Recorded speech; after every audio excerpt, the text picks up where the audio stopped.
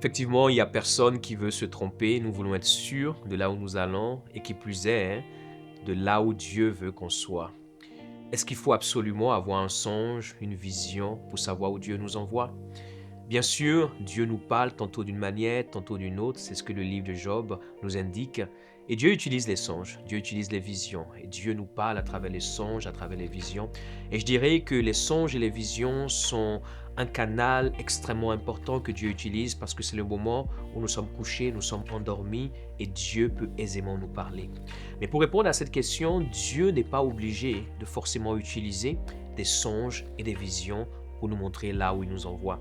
Je crois aujourd'hui, nous avons un peu une génération qui bâtit sa vie des fois sur des songes, sur des visions, et cela fait extrêmement peur. Parce que dans les songes et dans les visions, nous pouvons facilement nous tromper. Et je crois que nous aurons l'occasion de pouvoir traiter cela un peu plus en profondeur dans une autre question. Mais par exemple, lorsque nous regardons la vie de Ruth, c'est une vie qui me passionne. Ruth va entrer dans sa destinée, elle va devenir la grand-mère du roi David et elle va entrer dans la lignée du Seigneur Jésus-Christ alors qu'elle était une Moabite. Et comment est-ce qu'elle va arriver à faire cela? Ruth va suivre sa belle-mère Naomi. Ruth était Moabite, Naomi était un enfant de Dieu. Mais à ce moment donné de sa vie, Naomi était amère parce qu'elle a perdu son mari, elle a perdu ses 2 fils. Et c'est quelque chose qu'on peut comprendre aisément. C'est une femme qui souffrait. Mais Ruth va voir en Naomi quelque chose d'extraordinaire. Ruth n'a pas eu de songe. Ruth n'a pas eu de vision. Mais Ruth va suivre Naomi. Et en suivant Naomi, elle va se retrouver là où Dieu la voulait, au point, comme je l'ai dit précédemment, de devenir la grand-mère du roi David. On n'a pas besoin d'avoir des songes, d'avoir des visions pour pouvoir nous retrouver là où Dieu veut qu'on soit. Quelquefois, il nous faut simplement être sensible. Quelquefois, il nous faut simplement être connecté au Saint-Esprit. Et quelquefois, il nous faut simplement aussi être réaliste, observer autour de nous.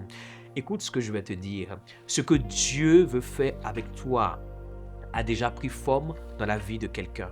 Et si tu es observateur, tu vas voir cela dans la vie de cette personne. Et comme Ruth, tu peux suivre des Naomi, des hommes et des femmes que Dieu met sur ton chemin. Et en les suivant, tu vas te retrouver. La Bible nous dit que par hasard, elle s'est retrouvée dans le domaine qui appartenait à Boaz. En réalité, ce hasard s'appelle la destinée. Il y a un hasard que Dieu prépare pour ceux et celles qui sont prêts à pouvoir se connecter. Tu n'as pas besoin d'avoir une vision, tu n'as pas besoin d'avoir un songe. Aujourd'hui, il y a une course et une poursuite vers une forme de spiritualité qui, des fois, pour moi, vire à la divination, pour ne pas dire à l'occultisme, et nous devons faire extrêmement attention.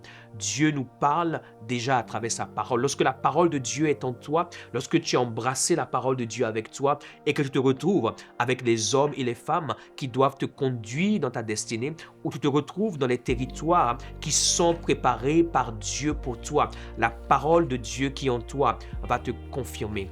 Dans l'Épître aux Romains, l'apôtre Paul nous dit que ceux qui sont des fils de Dieu sont conduits par l'Esprit de Dieu. Donc quand l'Esprit de Dieu nous conduit, il n'a pas forcément besoin de nous montrer, même s'il peut nous montrer, mais il peut simplement, par une affirmation, par une confirmation, conduire notre vie. Alors j'aimerais, là où tu es, t'encourager à ne pas te culpabiliser, parce que tout le monde autour de toi entend Dieu, voit Dieu à travers des songes et des visions, et tu te dis, mais ma vie n'a rien de spirituel et Dieu ne me parle pas.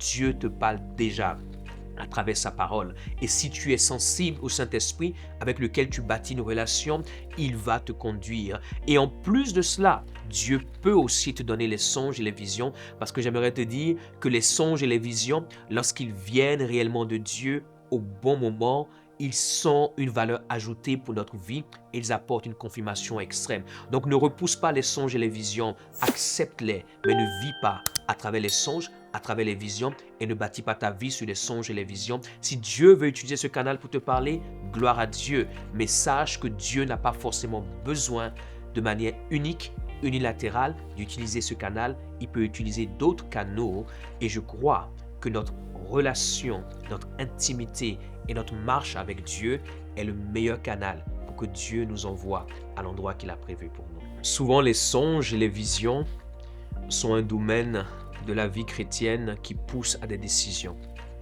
Très souvent, lorsque les gens disent « je veux que Dieu me parle, je veux connaître la volonté de Dieu », l'un des canaux auxquels ils pensent, ce sont des songes, ce sont des visions.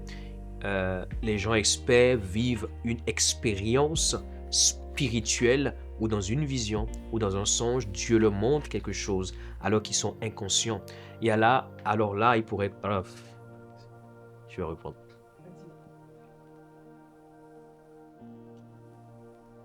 Dans la dimension des songes et des visions, l'une des choses qui pousse les gens à véritablement être sensibles à cela, c'est parce qu'ils croient profondément que les songes et les visions leur permettront de pouvoir prendre de bonnes décisions, que ce soit dans leur vie professionnelle, dans leur vie maritale, que ce soit dans les affaires, dans les investissements, etc.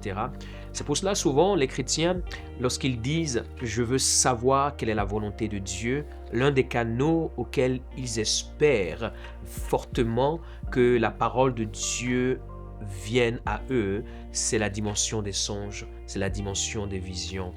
Et je crois que c'est une bonne chose quelque part, mais en même temps, cela peut être un danger pour nous. Bien sûr, Dieu nous parle à travers les songes, à travers les visions, mais nous ne devons pas forcément pousser Dieu dans cette direction parce qu'en réalité, nous pouvons finir par créer un Dieu qui nous parle sans que ce ne soit le vrai Dieu qui soit en train de nous parler. Je me rappelle il y a quelques années de cela parce que ma femme, elle a un don extraordinaire pour les songes et les visions. Elle est capable de commencer par avoir un songe, de se lever en pleine nuit, de revenir et de continuer le songe là où elle s'est arrêtée. En réalité, ce type de songe est un don prophétique que Dieu donne à certaines personnes et Dieu lui a donné ce don. Et il y a quelques années de cela, nous étions des jeunes étudiants, jeunes à l'église et elle va voir un songe me concernant. Et pour elle, ça a été une confirmation, en plus de l'amour qu'elle me portait déjà, que Dieu voulait qu'elle puisse se marier avec moi. Et ce songe, elle l'a gardé, elle ne me l'a pas partagé. Mais elle a continué de prier par rapport à ce songe jusqu'à ce que la conviction établie dans mon cœur que nos chemins puissent vraiment pleinement et totalement s'aligner. Mais ce qu'il faut savoir, elle de son côté, elle a eu un songe, mais moi je n'ai pas eu un songe. En plus de l'amour que j'avais pour elle, j'ai une conviction. Est-ce qu'on peut dire que Dieu nous parle uniquement que par les songes lorsqu'il veut nous faire entrer dans sa destinée?